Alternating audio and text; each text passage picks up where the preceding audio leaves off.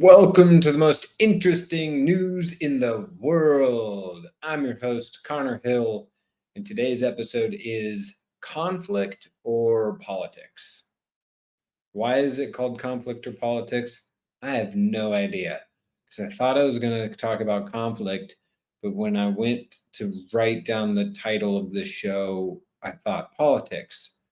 And then I tried to write down one or the other, and neither would work until I said politics or conflict or politics. Woo! Man. So, before we get into conflict and politics, well, I guess maybe we'll just dive right into conflict and politics. How much does politics actually have to have conflict? Wow. So Gary Douglas and Simone Milasas were on a Creative Edge of Consciousness call. So if you don't know what the Creative Edge is, you can Google it, Creative Edge of Consciousness. It's a monthly call that Gary and Dane and Simone do that, and there's also a lot of other things, like they will also gift different portions of classes, especially Dane, some of his favorite stuff that he does through the month. They'll gift that to people. So it's a monthly call, plus Gary also comes up with 4 different processes that Simone records. I realize this sounds like I'm selling it, and I am, but also it's more like I realize that there's people out there that are like, what is that? And I'm giving you the information if you're sitting there going, what is that? So it's not just a monthly call. You get these 4 freaking rock your universe processes, and you get the recordings of them, and you get the written out form of them. And then you also get, like I said, portions of gifts from different classes that are normally like 30 to 45 minutes long, if not longer, at least like 3 or 4 per month. And there might be more stuff that you get, but off the top of my head, that's pretty full on. So if you want more information about that, go check it out. Just Google or search whatever your favorite search system is, the Creative Edge of Consciousness, and you'll find it. So that's been something that's been going on for like more than 10 years, which that's pretty cool. Every month for more than 10 years. Wow. So the call was on conflict. I don't remember the exact title of the call, but it was mostly about conflict and how much you might be creating your life from conflict. Because basically wherever you're choosing conflict, you're not actually having ease, joy, and glory, right? So maybe you've heard of the mantra. I don't like calling it a mantra, but when you look up the definition of mantra, it's a mantra. It is all of life comes to me with ease and joy and glory. Let's just do that right now. All of life comes to me with ease and joy and glory. All of life comes to me with ease and joy and glory. All of life comes to me with ease and joy and glory. All of life comes to me with ease and joy and glory. All of life comes to me with ease and joy and glory. All of life comes to me with ease and joy and glory. All of life comes to me with ease and joy and glory. All of life comes to me with ease and joy and glory. Now, conflict also kind of goes in line with like where you need to fight. Like you're like, I need to have conflict in my life, and there must be conflict. I mean, look at politics. People like to act like politics are this thing where, we will talk and we will, create great things at one. And that's where politics ends, is because it's all about conflict. Wow. And if you notice, statesmen are people that are actually, or stateswomen, if you would like to call them that, are people that are actually looking at creating the future. So something we've done in Access Consciousness is actually ask for politicians to cease and statesmen to the fore. So statesmen coming up front, which you do. I'm actually seeing that a lot all over the planet. I'm very excited because Robert F. Kennedy Jr. is now like he's going to be on the ballot. So when you go in and you vote for the president of the United States, if you're from the United States, I realize that this is for Turkey. I don't know the laws and regulations in Turkey, but this is at least what they are in the United States, is that, you go in, and right now there's always a Democratic person and a Republican person, and you vote for one of those two. Now, I used to think it would actually not be all that much work to put another person on the ballot, but it's actually a lot, and it's state by state basis. So Robert F. Kennedy Jr. has actually gone around, and in every single state, in almost every single state in the United States, he's going to be on the ballot this November. Is Robert F. Kennedy Jr. a statesman? Completely, probably not. Is he more of a statesman than the people that are at the head of the Republican and Democratic parties? Yes. That's my own awareness. You can go with your own, whatever you like. I'm not trying to tell you to vote for Robert F. Kennedy Jr. I don't give a shit who you vote for. I'm just excited that there's somebody else to vote for other than the Democratic and Republican nominees, which is really funny because through this whole event with Robert F. Kennedy Jr. getting involved, I learned a lot that I did not know was the case. I learned a lot about the behemoths that are the Democratic National Convention and Committee and the Republican National Convention and Committee, and the almost corporate structure that is involved in them, in that I didn't realize how much they've really, I'm not going to call it a monopoly because there's two of them, but how much they've really created a biopoly, which would be two, right? Mono is one and bi is two, like monogamy and bisexual. So I'm more interested in going beyond bisexual and into trisexual, which is not three as in try would be, but I would like to try anything. So I think that's very exciting. This is I think he could be the first candidate to become not your normal Democrat or Republican to become president since, because it has happened before, since quite possibly one of my favorite presidents. I mean, not that I never met any of the presidents, but from what I've learned, Teddy Roosevelt, Theodore Roosevelt, I like the guy. He actually, I was told by a friend, I'm very grateful for this friend because he had very differing points of views about things than I did at the time that we talked. But I've always been willing to change my point of view about pretty much anything, which is why I like the name of this show, The Most Interesting News in the World, because everything is just an interesting point of view. I was like, I never really liked saying I'm a Democrat, but I definitely sided with the Democrats, quote unquote, far more than I did the Republicans ever before. Now I definitely am so far I'm sorry, Democrats. Not like you if you're a person that's a Democrat, but the whole Democrat cult, it is a freaking cult. Oh my God. And if you're out there going, Connor, you're a member of Access Consciousness, and there's all sorts of people saying that that's a cult. Yeah, well, you know what? If you read the book, which I guarantee you won't, if you're somebody that has crazy ass points of views, I know you're not going to read this book, but you want to read Eric Hoffner's thoughts on mass movements. But like I said, you're not going to, so it's besides the point. And if anyone out there thinks Access Consciousness is a cult, read that book.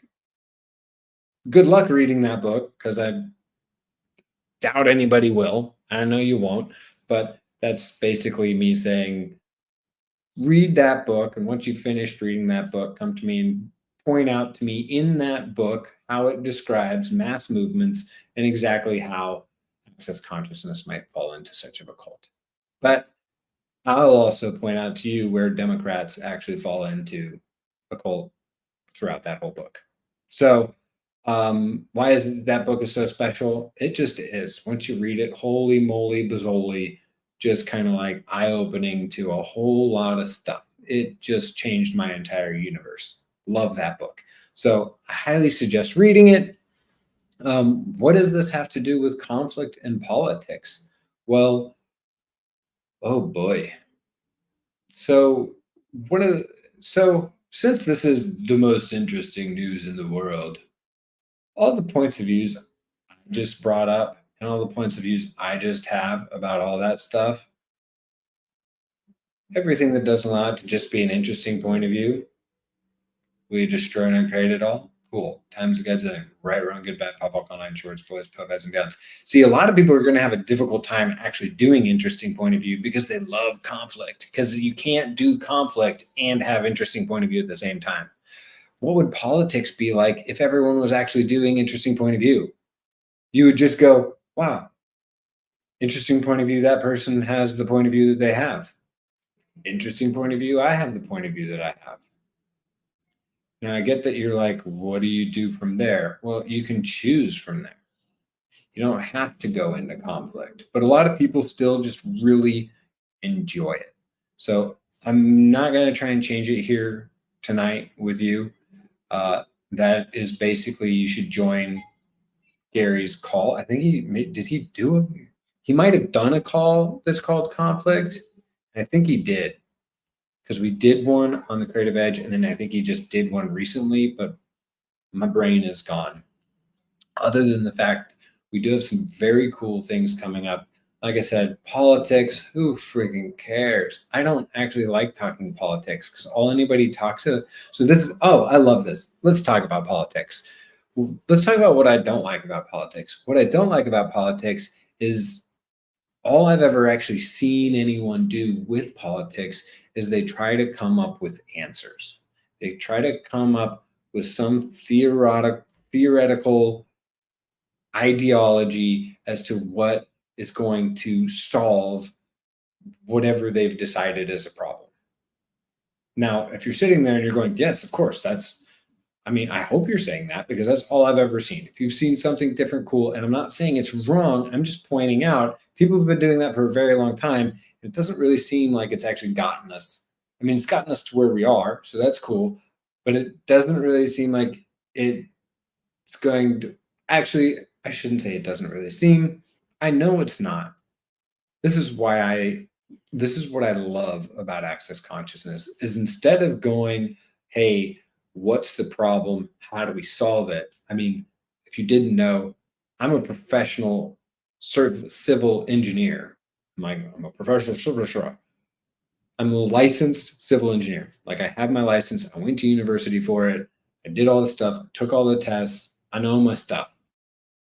Now, just because I took all those tests, just because someone takes all those tests doesn't mean they actually know anything. Okay. I hope you've at least met some people in your life that, they went through the rigors of getting certified for something, and you might notice that they still don't really know anything. It's always been my target in life to actually know something. I never cared about my grades.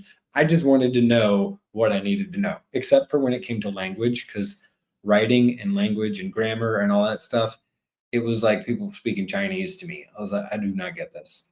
I do not get this. But when it was engineering, physics, kinematics, if you know, Newtonian physics, I was like, oh my God, this makes sense. Why does that have to do with anything? I'm just blabbermouthing. So, where was I going? Interesting point of view, politics. What would it be like if so I should say, what would it be like? I should really give you a little sense of what's actually different with regards to access consciousness. And what is different is, instead of looking at something as a problem, for number one, the second you go, this is a problem, you've now come to conclusion. There is no question in this is a problem. And what is the problem also is not a question. An actual question would be, is this a problem? Now, the answer to that is never actually yes. A better question would be, what point of view do I have that is making this a problem?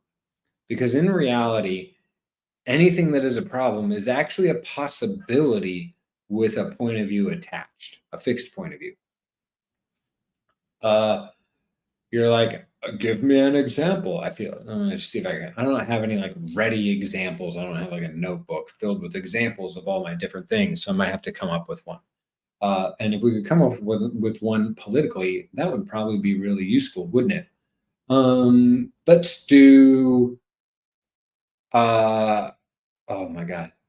Yeah. So something that was very popular across a lot of states in the United States and cities, but not just in the United States, I've seen it in a lot of countries all over the place, was government, as the United States called it, government subsidized housing. So a lot of people, either in the government or not, looked at poverty and impoverished areas in the United States and people that didn't necessarily have housing and things. And they went, you know what, this is a problem. Now we're going to come up with a solution. And they came up with what they thought was a great solution. And if you know anything about government subsidized housing, and especially the ones that were like created in the 80s and 70s, I don't exactly know the dates. I'm terrible with dates. Don't get me right there. It was a disaster. So, and the reason I say disaster is because I grew up in Chicago, and my mother, we moved to Chicago, and my mother, being this like a blonde woman from Kansas, was working at she got laid off from her job after like 4 months of us moving to Chicago from Kansas. But she stuck with it. She was like, I'm moving to the big city. I'm going to be a big city girl. Because she had her graduate degree in finance, like a graduate degree. Wouldn't that be? I got to ask her if that would be like a PhD. I don't know how that works. I didn't go that far. I was like, I'm done after my 5 years. I was on the 5-year plan. It took forever. It wasn't until like after my second year that I was like, wait a second. I actually like have to put in some real work to finish in 5 years. I thought that I was taking the easy road for the first 2 years. I didn't know what was going on. I didn't really do the math on that part. Not that anybody ever empowered me to do the math either. Just a choice. So I picked up my feet and chugged harder and got done in 5 years with a lot more classes. Well, I did also have one semester that I spent in Australia, and every single class I took there, I pretty much failed. It's not my fault. It was the waves and the girlfriend. It's all her fault. It was not your fault, girlfriend. You were amazing. I love you still. Not like I need to love you close, but just so you know, I had an absolute amazing time with you and surfing. And I was more interested in my girlfriend and surfing at the time than I was in actually doing any school work. Ah, the good old days. No. So interesting point of view. I have that point of view. Actually, I know who I should blame it on. I can't blame it on her or surfing. It was definitely not either of theirs fault. It was the fact that I was prescribed to Adderall in the United States, and I have ADD, and I have this disability, and I couldn't get the same prescription in Australia. I didn't have my medication. That's why I failed. I totally probably could have taken that to the board at the school and gotten some sort of redemption because I didn't have my good old drugs. Interesting. Now let's go on a little side tangent, because that was actually a really cool point in my life, because I was actually, and if you did not know, for those of you watching, you might not be from the United States, there are a lot of people in the United States taking Adderall. A lot. Like you would be absolutely blown away if you found out the actual statistic, especially university students. Now, if you don't know what Adderall is, it is amphetamine, and it is now an over-the-counter subscription drug used to administer to kids and adults who have been, what's it called, diagnosed with attention deficit disorder and attention deficit hyperactive disorder. There you go. Oh my God, look at me. I remember the words. So, now that's actually a great example right there. I forgot my previous example where, oh, right, government subsidized housing. This is a better example. So people are looking at how ADD and ADHD kids function, and they're like, this is a problem. Well, it's not actually, because I am personally somebody that is no longer on any drugs, because a part of this is before access consciousness. And like I said, when I was in Australia, I got to the point I felt like I couldn't study without the drugs. And I didn't like that. I hated that point of view. I hated the fact that something or someone else had control over me. Not a fucking fan. I'm like, F off to the fact that like I need some drug to like get through this world. Fuck that. I was interested in something different. And the cool thing was I was also reading a book at the time about a prominent musician in the world that I hope he is still clean for his own sake. And if he's not, dude, you got to come do some access consciousness. Right Recovery for You is the best friggin' book you can read to get over some stuff. Now, will Right Recovery for You help with ADD and ADHD? Yes. There is a better book. And you can all, for anybody out there that has ADD or ADHD or a kid with any of that, you need to watch Temple Grandin's movie of the same name, I believe, just Temple Grandin, I think. Temple, maybe just Temple Grandin. Look her up, watch the freaking movie. You need to watch it at least 3 times. 3 times. There's also a book in Access Consciousness written by a certified psychologist, I think. I don't know the letters, but her name's Anne Maxwell, and she wrote a book called "You Wouldn't Teach a Fish to Climb a Tree," because it's a famous Einstein saying that, you know, a lot of people are out there trying to teach kids something they can't really do, but they can't really do it because there's a problem with them. They're just fishes, and you're trying to teach them to climb a tree. So with ADHD and ADHD kids, it's not actually attention deficit disorder or attention deficit hyperactive disorder. Neither of them are actually disorders. That's just the point of view, like I talked about, the point of view attached previously that creates it as a problem, what I talked about previously. So what is ADHD and ADD really? It's really a hyperactive attention. Now, what do I mean? If you're able to, like, because I have it, it's like I'm aware of a lot more things all at once. So what people try to do is get kids and even people themselves try to focus on a single thing. That doesn't actually work. It's not really possible. It's like trying to teach a fish to climb a tree. You really need to give them more stuff.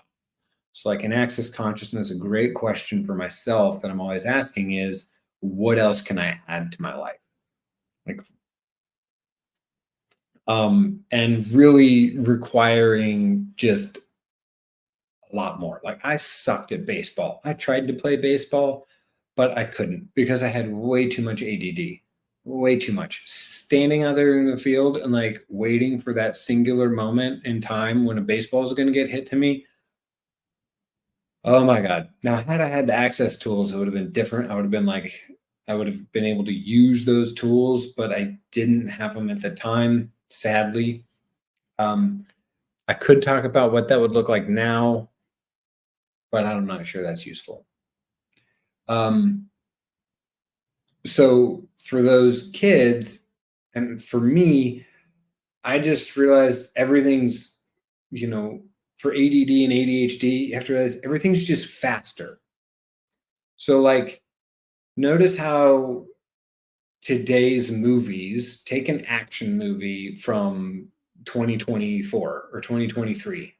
like, let's talk about like the Transformer movies. Those were, or any of the Marvel comic movies. Like, they're super just like action, like for 2 hours straight. So, and then you watch that movie, and then you go watch a movie that's considered an action movie from like the 1940s. A lot of people from present day have a difficult time sitting and watching those old movies because they're like, oh my God, this is so boring. There are like so few things going on. Now, I actually really like old movies. As a side note, not all old movies, but there are certain old movies where there, even though it doesn't seem like much is going on, there's actually a lot going on that can actually give you a lot of information for your life and how to handle people in your life, especially. So, not to say bad things about old movies, but just to give you a context of the the difference there, where it's like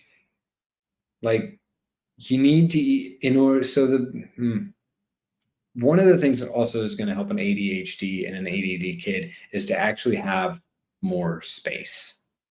So whether that taking them outside is going to be super helpful, like a lot, like for my son, oh my goodness, talk about a kid who, if they took into, he would get straight A's on the ADD exam, like 100%. Oh my God.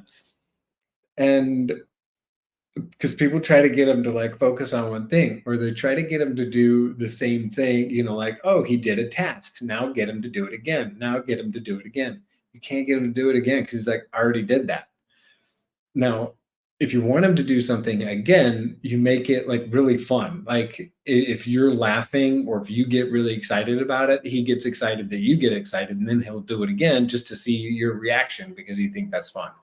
So, taking him outside is really helpful because he's got a lot more space. He's always looking around at all the things around him. What's going on over here? What's going on over here? What's going on over here? And then there will be like a bird that I don't even notice fly super far away, and he goes, ooh, bird. So I'm giving you a sense of they're just aware of everything that's going on around them. And in truth, unless something is really truly required in their life, and for them to create their future, they have to force themselves to actually pay attention to it because it's not actually required. So this is why you want to always ask them a question. I realize that this turned into and I might just be giving you a lot of awareness of yourself so you don't even have the conflict within yourself. Because once you start pushing out and getting more space, there's a lot less conflict. So how much conflict do you have with you based on all of the conflict everybody else had with themselves and all the conflict that they tried to impel upon you because they decided that the conflict that you have with the self is how you have to have a life? Whew. Wow. So, what does this have to do with government subsidized housing? Well, people, when you take and you find a problem, then you now try to find a solution. And when people find solutions, they will come to thousands and thousands of conclusions, and they will look for the exact right answers for what will make their conclusion and their solution correct so that they know it's going to be correct. I guarantee all sorts of people had all sorts of great ideas and great conclusions and great reasons and justifications for why government subsidized housing was going to work. And there were a lot of things that they were not willing to be aware of. For one, I told you about my mother working in Chicago at a bookstore. It's a bookstore that has now gone bankrupt since like COVID, I believe. It was a chain. They were all over the United States, big, really cool bookstores. And she parked If you know the history of Chicago, you know the name Cabrini Green. So Cabrini Green is quite possibly one of the most infamous government subsidized housings in the whole of the United States. But my mother, I mean, this is like the mid 1990s. So it might have not been at the high point of the Cabrini Green, but she like parked near Cabrini Green and was like parking there a bunch because that was the only place she could find parking that she didn't have to pay too much money, to the point that where she was losing money just for showing up at work, I think. And in her freaking little red Honda Civic. Oh my goodness. With crank windows. It might not have had crank windows. I'm probably making things up. And she parked next to Cabrini Green a bunch of times, I believe, before finally a policeman came up to her, and like it was raining out or something, and like knocked on the window and everything. It was like, "What are you parking here for?" And she's like, "Oh, I have to park here to go to work." And he's like, "Sweetheart, this is the most dangerous place you can park in the entire city." And at the time, she knew nothing, and it was like she knew nothing about Cabrini Green. So you can look it up, Cabrini Green. I don't really know how to spell Cabrini Green, but I'm sure you can find it, Cabrini Green, Chicago. And there are some just horror stories of the kinds of murders and domestic violence and all sorts of things that were going on here. So I don't need to go into the details, I believe, as to exactly why government housing didn't work, because that's not actually what's going to create. This is exactly why access consciousness is so different, is because we're not interested in why did it not work. All that really matters is it's not working. Okay? You don't need to know why. You don't need to know why. You don't need to know why. How much why do you have that is creating the conflict in your life? Holy cow. Wow. Because you think that once you find out the why, then you'll have it. But how many times is it that there's like 1,000 whys, only to discover that there is no why? What? When in reality, it doesn't matter why. And it's not that it doesn't matter, it's just knowing the why doesn't actually help you get to where you'd like to go. See, notice I'm not saying get to a solution, because a solution is a conclusion. What we're working towards is actually getting into an active state, not this passive state of once I figure something out, then everything will be okay. Yay, we found the holy grail of what's going to solve this poverty problem. No, all sorts of people are trying to find answers to things all the times. And I have personally only noticed that all of these answers are falling apart. Notice how the politics in the United States keep trying to find an answer for the current debt crisis that has essentially been going on since the beginning of the 1980s. Since the beginning of the 1980s, Reagan economics. I know there's a lot of people out there that think Reagan is like the best president ever, but he also ran up the United States debt, and he has essentially put it into a spiral since then. So there's your politics element. Look at me covering everything, conflict and politics. Wow, how does it get any better than that? So I do actually have an awareness of what could create a different future with all of this. And one of the things is Access Consciousness. Gary Douglas, the founder of Access Consciousness, wrote a book called The How to Become Money Workbook. It's weird. Just like Access Consciousness, it is freaking weird. And none of you out there are actually going to read it. But for those of you that might, and you personally are having difficulties or issues or problems, notice how I did that, or conflict in your financial or monetary realities, get this book. It's called the Who Does This Belong To? Who Does This Belong To book. Yes, who does this Do your monetary problems belong to the government? They should pay you all your money. Kidding. So the How to Become Money workbook. Okay, so it's not, and this, I love this book so much. And as you read it and read it and read it over and over and over and over again, you will get different layers and gain different awareness of really about just how much you're functioning from what I was talking about, where you're trying to solve a problem rather than actually looking at what you can be and do in order to create the future. So you need to start asking the question, when you see something that you've defined as a problem, what point of view do I have this making this problem? Making this a problem? With poverty in the world, what is it? Ask a question. What is it? What do I do with it? Can I change it? If so, how can I change it? What can I do and be different today to create a greater possibility for me and everyone around me? That's something I'm asking every day. I'm always asking, what is this? What can I do with it? Can I change it? If so, how can I change it? And the other one I probably ask like once a week. So lucky me, I'm also the guy that narrated at least the English version of the How to Become Money workbook. And I'm going to read it again. It's time for me to do that book again. It's time for me to read it again.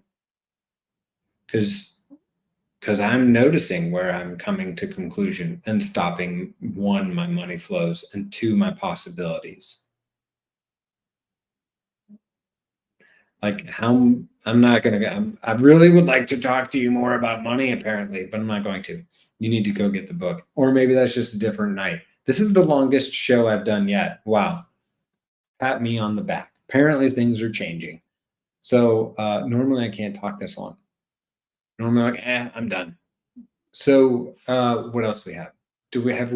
How are you all doing? Are we all wrapped up? Are you good? Not really. Do you need me to sort of like put things in a bow and give you like a nice little thing? Okay. So what we've to really kind of like wrap up everything we've talked about tonight, noticing that politics really tends to function from find the problem, solve it, and finding problems and creating problems and then trying to find solutions that never actually work creates a lot of conflict. Really just trying to find a problem creates a lot of conflict, because how much time do you spend looking for the problems in you? You're like, where's the problem? And then you're like, I think I found one. Or like you're just creating all sorts of conflict in your life in order to make sure that you can find the problem that now you can fix and come up with a solution to fix. Or just to be like, no, I love that problem, but you've already defined it as a problem rather than looking at like, hey, that's pretty cool. So, like for me, I used to think that I was terrible at relationships. And rather than going, yes, I am terrible at relationships. I am. I'm not kidding at all. Terrible at relationships. But what, if that wasn't a problem, what possibility is it? The possibility is I don't care about relationships. I care about what can we create. That's what I care about. That's all. That's pretty much all I care about. What else is possible? What can we create? What else is possible for me? What else is possible on this planet? Are any of you truly happy with the way things are going on this entire planet? Like, if you were God, would you have created this planet? Would you be like, this will be different over here? This needs to change. If so, now notice, I didn't say this is a problem. I went, that needs to change. What can I be and do to change that? Is there something I can be and do to change it? If I can't, interesting point of view, I have the point of view that it needs to change. Interesting point of view, they have the point of view that makes them do what they got going on. So one thing that might also help you with your own personal conflict is anyone you notice in poverty, maybe ask, do they want it to change? Maybe ask yourself, do I want my own poverty to change? And if you get no, talk and pod yourself. All right, everybody. This has been a very good show, I think. If you liked it, please let me know. Send me an email, connor@connorjhill.com. And if you didn't like it, send an email to my customer support at, I'm not going to read it. All right, everyone. Thank you so much for coming to my show tonight. If you made it this far, I would be surprised. And if you want to know more information about some things that are going on, I think I told you Gary has a call coming up called Conversations in Consciousness. Oh my God, you cannot miss this. It's going to be amazing. Dane has a call coming up called actually, a lot of those telecalls really have a lot of prerequisites. So I'm not sure you guys are going to be able to, if you haven't had any Access Consciousness classes, you're not really going to be able to make it. That one probably has a lot of prerequisites. Well, Dane has his 15 billion calls always going on, and those things are some of my favorite things to listen to, and it's a really great place to start. So let me actually give you that. If you want to know more information, please check out Dane's 15 billion. And Simone Milasas has a profit club that she does every month. I haven't been on it, but that just sounds freaking cool. What is 15 billion? It's Dane does 2 calls per month, and I think it's like $50 for the 2 calls each month. And Simone's Profit Club, I'm not sure how much that costs. She does at least 1 call, I know. She might do 2. Check her out, Simone Milasas. Google that or go to accessconsciousness.com. All right, everybody, it's time for me to go to bed. Love you all lots.